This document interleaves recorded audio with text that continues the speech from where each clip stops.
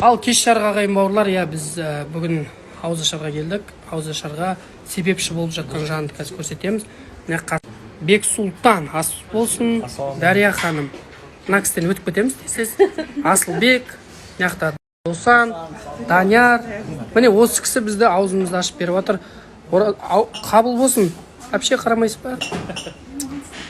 Майысып отыр. Өмірде негізі әдемі екен, деп қойды. Саған ешкім сөйлеп жатқан жоқ қойшы.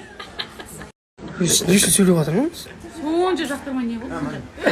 Негіз бір дастарханда отырып қалдық, енді просто Ауызашарға келгеннен кейін отырып қалдық енді осылай. Сол үшін Бірге шақырды. бірге шақырды, ас болсын бізге.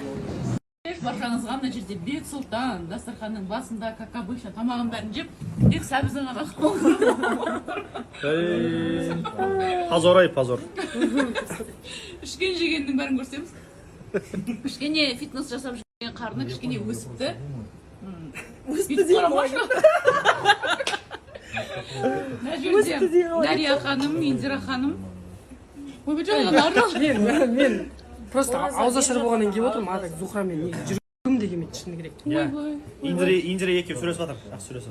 Индира ханым мен Ақтөр екеуі. Индира бүгін үміткерімнен құтылдым, қалай ойлайсың деп қойды маған. Қой тез.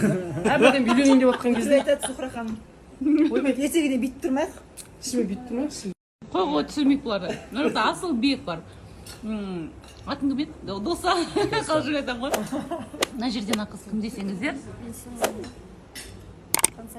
Жансая деген қыз. Бұл кімнің сестрасы екен, қазір көрсек. Мына жерде Даниярдың қасында Ақ Жарқын отыр. Ақ Жарқынды танитын жандар. Бек Сұлтанның үміткері осы кешті асты ұйымдастырып жатқан Ақ Жарқын Ауызашарда отырмыз. Керемет отырыс болып жатыр, тамаққа тойып ешқайсы демей жатыр ғой. Ниет қабыл болсын, Алла разы болсын. Рахмет, Сені көріп басың алды. Бұл қос айда не отырмын? Жалынды сәлем. 3-4 суретке түсір алайын. Оймен ай жерде. Хотя 4-4-тен бүйтіп шақпаймын.